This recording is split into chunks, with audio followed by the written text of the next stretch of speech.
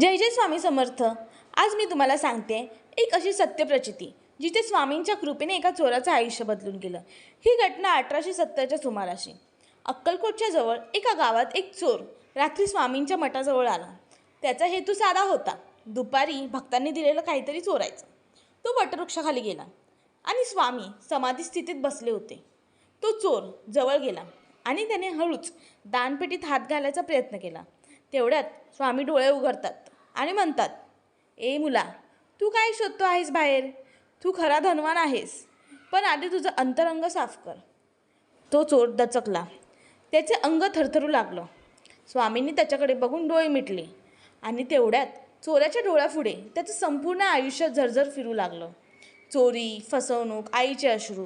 तो चोर जोरात रडू लागला आणि स्वामींच्या पायावरती लोळण घेत म्हणाला, माफ करा मला स्वामी, माझं जीवन मी वाया घालवलं, आता तुम्हीच मार्ग द्या।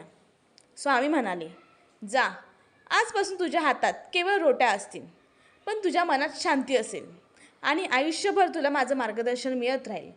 तो चोर त्या क्षणी बदलला, गावात परत गेला, मेहनत करू लागला आणि शेवटी स्वतःचं आयुष्य स्वच्छ केलं। मित्रांनो, स्वामी समर्थ हे केवळ चमत्कारी नव्हते, ते अंतरंगात शिरून माणसाला पूर्णपणे रूपांतरित करणारे महान अवतार होते।